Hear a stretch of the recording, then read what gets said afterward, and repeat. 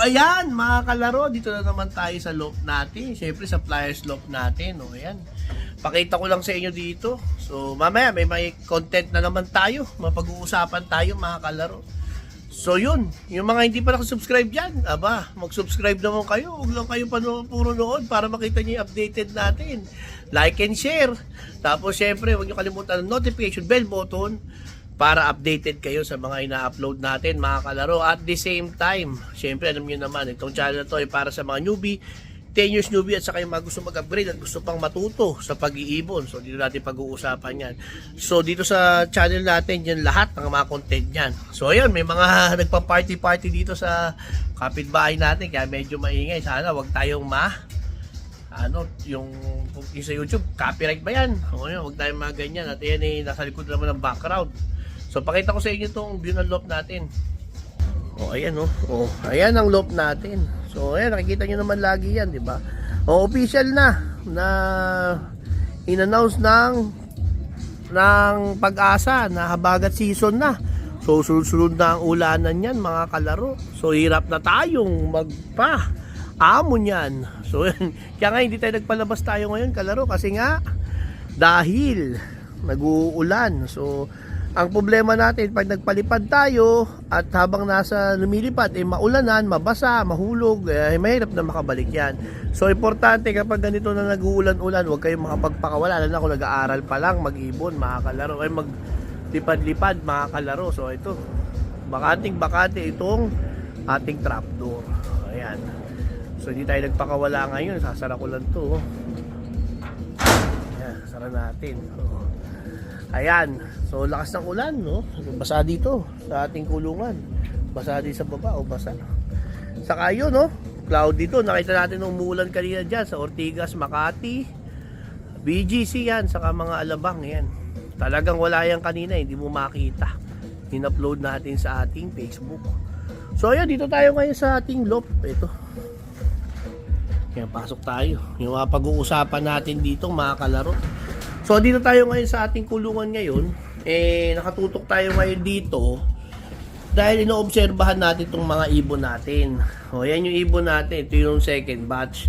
So, dahil nga sa pagpapalit ng panahon, kadalasan yung mga ganito, nagkakaroon ng mga sakit.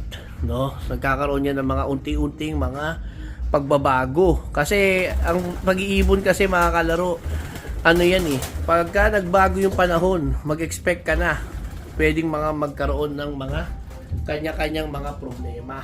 Patay natin yung ilaw dito. Ayan. So, ito yung batch 2 natin. Ito yung mga ibon natin, Ayan. So, 30 plus to. Itong ibon na to. Hindi pa 30 plus. 22 plus. 27. Itong ibon dito, 27. So, inoobserba natin na isa-isa. So, importante, mga kalaro, kapag tayo ay nag-iibon at ganitong mga tayo ng flock natin, importante dyan observation, ha? Kasi iba, ang ginagawa, tinatanong lagi kung anong gamot ang gagamitin, anong papainom, parang puro prevention na matitindi, no? So, ang prevention, talagang ginagamit natin yan. Pero, kapag mayroong mga individual na sakit, syempre individual din ang paggagamot dyan, no? So kasi kadalasan ang nangyayari sa atin, dahil gusto natin wala nang magkasakit, nagpe-prevention. Okay naman yon, lagi tayo naka-prevention. Prevention din naman, nagpe-prevention naman tayo. Ipinakita ko na nga sa inyo sa ating breeders kung paano ginagawa natin. Kaparehas lang din yung breeders ng flyers natin, ganun din halos. Yun nga lang, kailangan mo pa rin tutukan yung mga galaw nila at saka yung pagkain nila, pag-inom, makikita mo dyan kung tutukan, makikita mo sino may problema, yung parang lumulungkot. Kaya iniisa-isa ko to.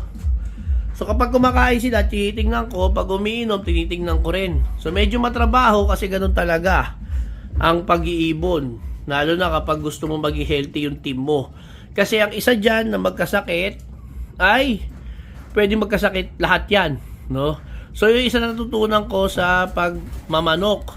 Sa pagmamanok, flock tayo mag-cure, flock din tayo mag-prevention, no? Dito sa pag-iibon kasi, ganun din, may flock tayo, pero ang ginagawa ko, pag ganito sama-sama na sila sa pag-iibon, tinitingnan ko lang kung sino yung malungkot, yung nakataas yung balahibo sa batok, yung hindi namamansin pag nagkakainan na, yung panay inom ng tubig, yung adi water, kumbaga, yan yung mga tututukan mo. Pag nakita mo may gumaganon na, diretso nyo na. Papakita ko sa inyo yung ginagamit natin dyan. So, ito, yung first batch natin, mas matibay na to. Oh. Kaya mas matibay na yan. Kasi, basta una sila, syempre. Ayan, oh. Hirap kasi ito ilaw ko eh. Pag binuksan dito sa cellphone, mata sa sinag, masisilaw kayo, mga kalaro. So, ayan. So, itong to, mas matibay na sila. Itong Power 12 natin na to. Kasi isa dun yung sa katuloy ng itlog na, oh. Ano yun? Veterano, finish yan natin yan. So, ayan. Ito yung natin, first batch. So, ito medyo matibay-tibay na. Maayos na yung pagkain. So, ayan, oh. May sobra sila. Alisin na natin yan. Kasi, nagto 2 spoon mahigit na sila. So, ito sobra na yan. So, babalik natin sa lagayan yan. Dito naman sa ating second batch, the problem is, nung nagpakain tayo na kanina umaga, may hindi na kumain, pero ngayon kumain na siya. So, yun yung naobserbahan, ha. So, dapat, kapag nakita mo hindi kumain, kunin mo na yung bad number o tandaan mo, tingnan mo sa hapon kung kumain. Pag hindi siya kumain, ibukod mo na agad. Kasi, makakahawa yan kasi iisa lang sila ng iniinuman, mga kalaro. Ayan, isa lang inuman nila. So, kailangan alerto tayo, mga kalaro. Ha? Kasi, yun din yung mga sikreto sa OLR, di ba? Pag nakita niyo yung mga OLR, talagang dapat observation. Kaya mahirap yan eh. Example, sa Allegri, 10,000. Titingnan mo lahat yung 10,000 para tapos kung may magkasakit doon, alam mo na, may ilalayo mo. Pag hindi gumana, alam nyo na. Di ba? Tayo ngayon, mga kalaro, ganun din ginagawa natin sa mga ibon natin. Lalo na to, kasi 30 plus na sila.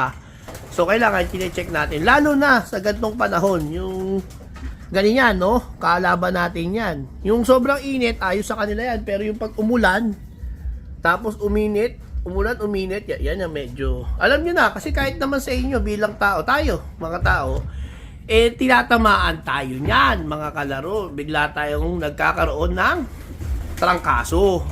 Sa pag-iibon naman, ang nangyayari dyan, one eye cold. Kita nyo, naluluwa-luwa yung mata, tapos medyo parang ipon-sipon, tapos pwede nyo i-check, baka nagka-cancer bigla yan, tapos baka meron kang problema sa digestion, yung mga bakterya sa bituka, yan yung mga salmonella, diba? Sa E. coli, yung mga ganyan. Pwedeng magkaganyan ng mga ibon. Tapos yung chronic na respiratory problem. So, para dito, ang ginagawa natin dito, syempre, dahil humihina ang immune system niyan kapag ka ganito na nag-uulanan, no? Yung nag-uulanan, laging ang problema natin, yung sobrang, yan, biglang umulan ng malakas, yan, naghihina-hina ang mga, ang mga immune system. So, ginagamit natin dito, mga kalaro, kapag, syempre, kagaya nga na tinuro ko sa inyo sa breeder, tuloy-tuloy yon. Meron tayo Monday, Tuesday, Wednesday, Thursday, yun yung nasa breeders natin. Pero gagawa ako separate for flyers, pero yun din naman ang ginagamit natin. No? So, para sa akin, importante, kapag may nakita kang malungkot dyan, sundan mo agad ng mga supplements. Iba pa yung nasa tubig nila, iba pa yung individual. Kasi yung iba, malakas naman, walang namang problema, hindi mo naman kailangan na i-supplements ng ng individual.